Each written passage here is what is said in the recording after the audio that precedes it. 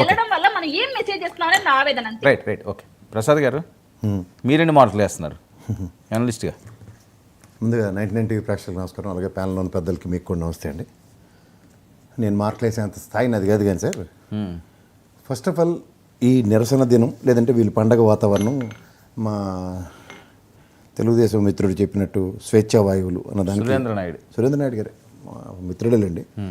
So మీకు ఎవరు మిత్రులు కాదు, అందరూ మిత్రులే కాదంటలే, కానీ అంటే ఒకటి స్వేచ్ఛా వాయువులు పీల్చుకోవడానికి రాష్ట్ర ప్రజల్ని మీరు సుభిక్షంగా కాపాడడానికి మీరు 124 స్థానాలు మీకు ఇచ్చారు, ధన్యవాదాలు. దాంతో మీరు ఏం చేశారో చెప్తే ప్రజలకి తర్వాత వెన్నుపోటు దినాన్ని సెలబ్రేట్ చేయొచ్చా లేదా పండగ వాతావరణం మీరు జస్టిఫై చేయొచ్చా లేదా అన్నది ఒకసారి తేటతెల్లం చేద్దాం. మనం ఇందాక 10 లక్షల కోట్లని నొక్కి అక్కడి నుంచి చెప్పారు మీరు. నాటి కేంద్ర మంత్రి నిర్మలా సీతారామన్ గారు మీ సన్నిధిలో ఉన్న వాళ్ళు రఘురామకృష్ణరాజు గారు అడిగిన ప్రశ్నకి 4,42,442 కోట్లు అన్న నంబరు. ఇదే గౌరవం మీ పయ్యాల కేశవ్ గారు ఆర్థిక మంత్రిగా రాష్ట్రానికి బడ్జెట్ పెట్టి టోటల్ అప్పు 6,47,000 కోట్లు అన్న మీరు నంబరు. మీరు ఆ తపేలా ఛానల్లో దిక్మాల పేపర్లో రాసిన వార్తనే మమ్మల్ని అందరినీ నమ్మంటే మాతో కాదు సార్. నిన్న కేంద్ర ప్రభుత్వం ఇచ్చిన గణాంకాలతో ఒకసారి పోల్చుకుంటే బడ్జెట్ అప్పు అని ఒకటి ఉంటుంది, దాంట్లో మీరు ప్రవేశపెట్టింది మొన్నటిది. కాగ్ గణాంకాల మేరకు ఈ ఏడాది మార్చి వరకు అప్పు ఏమో 81,622 కోట్లు. ఏప్రిల్ 3వ తేదీ నుంచి మీరు చేసిన అప్పు 5,750 కోట్లు కొత్తది.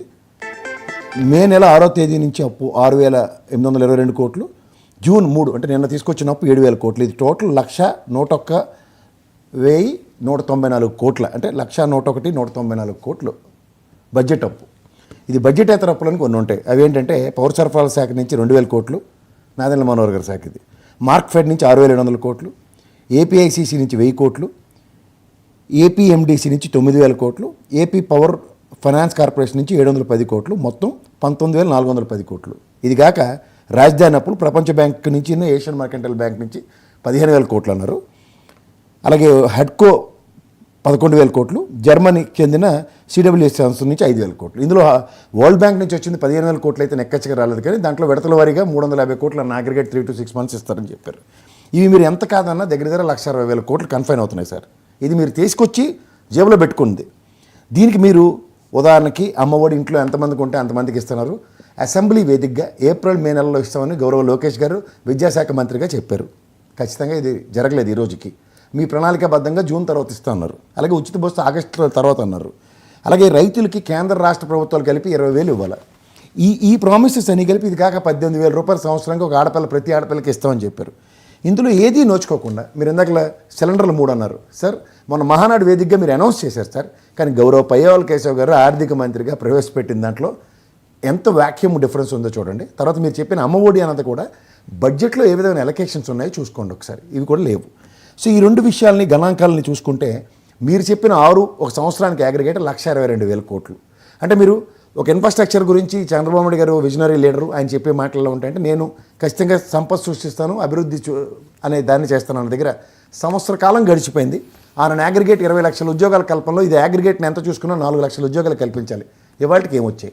అలాగే ఇండస్ట్రియలైజేషన్ అన్న విషయంలో గతంలో గ్రీన్ కోక్ సంబంధించింది కర్నూలులో పవన్ కళ్యాణ్ గారు కూడా వెళ్ళి రీసెంట్గా పర్యవేక్షణ చేసి వచ్చారు. అది ఎవరి ఆయనలో వచ్చిందంటే గత ప్రభుత్వం ఆయనలో వచ్చింది. మీరు ఇంకోటి చెప్తే 2.5 లక్షల కోట్ల పైచిలుక పెట్టుబడులు విశాఖ కేంద్రంగా గౌరవ నరేంద్ర మోడీ గారు వచ్చి ఇన్వెస్ట్మెంట్స్కి శంకుస్థాపనలో పలకాలు వేసి వెళ్ళారు. అది తీరా చూస్తే దానికన్నా ముందు దాన్ని జనవరిలోనే ఓపెన్ చేస్తారన్నది మనం ఎప్పుడు దురదృష్టవంతులు కాబట్టి ఆంధ్రప్రదేశ్ ప్రజలు ఈ ఎలక్షన్ అయిన తర్వాత మన అదృష్టానికి ఓపెనింగ్కి అయితే సంతరించుకున్నాయి. సో గ్రాస్ రూట్ లెవెల్లో గ్రౌండ్ అయిన కంపెనీలు ఏంటన్నది చూసుకున్నా మీరు సంపద సృష్టిస్తామని చెప్పినా మీరు గర్వంగా సగర్వంగా చెప్తున్నా 4,000 pension first ever time in the history. ఎందుకంటే లాస్ట్ టైం కూడా మీరు పెన్షన్ ఎలక్షన్ ఇయర్కి కరెక్ట్గా నోటిఫికేషన్ కన్నా ముందు 3 నెలలు మాత్రమే సక్రమంగా ఇచ్చిన నిరుద్యోగ భృతి కానీ, అలాగే 1,000 రూపాయల పెన్షన్ 2,000 చేయడం కానీ, తదనంతర పరిణామాల్లో మీరు పసుపు కుంకుమ ఇవ్వడం కూడా just supply to time before ఎలక్షన్స్కే మీరు చేసిన పనులు. ఇవే మీ మీద ఉన్న మాకు నమ్మకానికి నెక్స్ట్ లాస్ట్ 3 years తర్వాత జరగబోయే సంక్షేమం గురించి అయితే అప్పుడు మాట్లాడవచ్చు. ప్రజెంట్ మీరు ఏ ప్రాతిపదిక మీద ఈ 6 సంక్షేమాలు మీకు ప్రజలకి నెక్కచ్చిగా అందిస్తామన్న దాని మీద అయితే శూన్యం. అంటే అదర్ దాన్ పెన్షన్స్. ఈ పెన్షన్స్కి కూడా గత ప్రభుత్వం నానా తిప్పలు పడి 3,000 పెంచుకొచ్చిందంటే మీరు ఎక్స్ట్రా 1,000 రూపీస్ బడ్డని యాక్సెప్ట్ చేశారు. ఎంత మీరు 1,60,000 కోట్ల అప్పు తీసుకొచ్చి. సో ఈ 1,000 crores బడ్జెట్ని యాక్సెప్ట్ చేయడానికి మీకున్న వెసులుబాటు అవతల ఆడపిల్లలకి 18,000 ఇవ్వడానికి సంవత్సరంకి, ఇంట్లో ఉన్న పిల్లలకి ఒక్కొక్కరికి 15,000 ఇవ్వడానికి ఎక్కడ వెసులుబాటు కుదరట్లేదు. తర్వాత ఇవన్నీ ఒక ఎత్తి అయితే ఎడ్యుకేషన్ సిస్టమ్ రివ్యామ్ చేస్తామని కీర్తనమ్మ చెప్పింది. అమ్మ కీర్తనమ్మ మళ్ళీ అనమాట, మనం కూడా 10th క్లాస్ ఎన్ని తెప్పలు పడి చదివామో మన అందరికీ తెలుసు.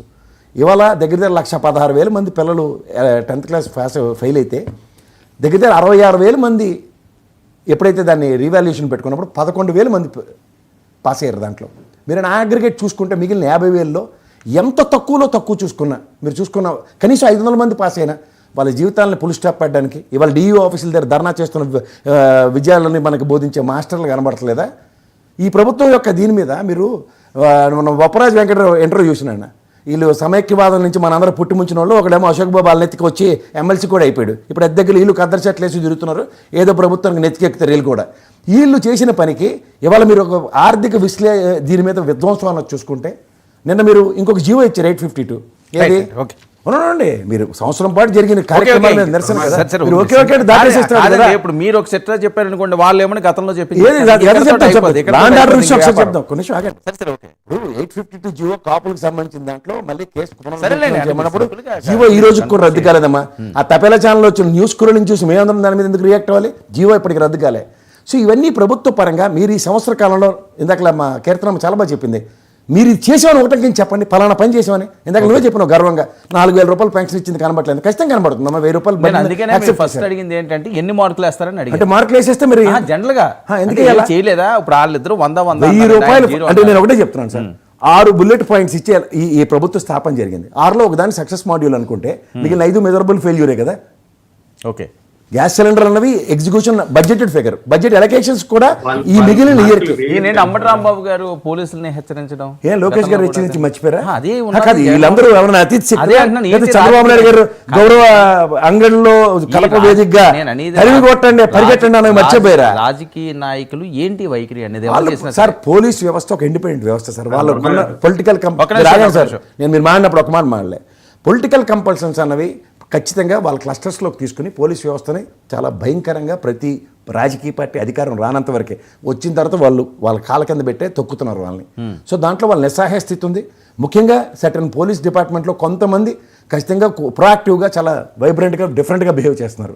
దీనివల్ల కాన్సిక్వెన్సెస్ ఏంటంటే పొలిటికల్ లీడర్స్కి ఈ రోజు దాకా జరుగుబాటు అంత సుఖం లేదన్న దగ్గర ఎవరైనా నిలువరిస్తే వచ్చే ఉపద్రవాలు ఇలాగే ఉంటున్నాయి. వీళ్ళేం అతీతులు కాదు. రోజా గారు పూలు పెట్టుకుంటున్నారు, ఆవిడ ఏదైనా చేస్తారు. సినిమా వాళ్ళకి ఏమో తెలుసు, వాళ్ళకి ఏమైనా ఇతిగతులు తెలిస్తే దాని మీద ఏదైనా ప్రభావం చేస్తారు. చెవిలో పూలు పెట్టారు, పూలు తీసుకొని పనులు చేసుకోమనండి.